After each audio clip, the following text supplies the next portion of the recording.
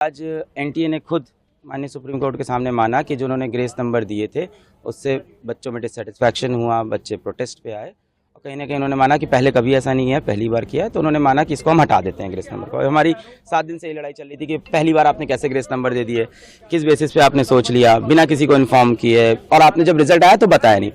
अब इससे मेरी प्रॉब्लम क्या क्या, और उन्होंने जज एनटीए ने ये बोला है और माननीय सुप्रीम कोर्ट ने भी एग्री किया है कि जिन बच्चों को ग्रेस नंबर मिले थे 1563, उन बच्चों का या तो री एग्जाम हो जाए, जो कि इन्होंने डेट दे दी है कि अप्रोक्सीमेटली 23 जून को, या तो वो बच्चे अपने बिना ग्रेस के जो नंबर हैं उस पे हैप्पी हो जाए, यानी उनका ग्रेस नंबर काट दिया जाएगा।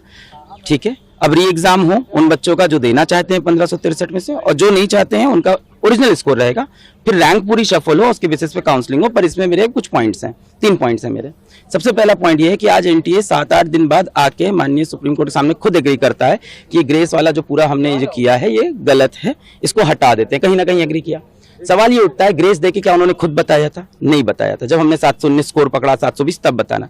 तो क्या एनटीए और भी ऐसे बहुत चीजें करता है जो हमें पता नहीं चलती? क्या और डिस्पेरेंसीज है जो एक बार हमें अंदर घुस के देखनी चाहिए?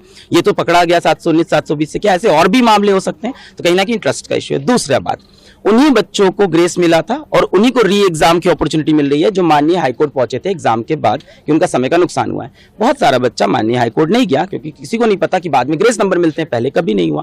और 18 साल के बच्चे को नहीं पता है कि मुझे पेपर लिखने के बाद अब हाईकोर्ट जाना होता है। तो मुझे लगता है यहाँ पे राइट टू इक्वालिटी का वायलेशन है। तीसरी बात, पेपर लीक का जो मुद्दा है वो ओपन है, उस पर सुनवाई होती रहेगी। और आज माननीय सुप्रीम कोर्ट में जजेस ने खुद बोला कि मान लेते हैं काउंसलिंग हो गई, मान लेते हैं एडमिशन भी हो गया और तब कुछ प्रूफ होता है, तो we have all the powers to revert everything.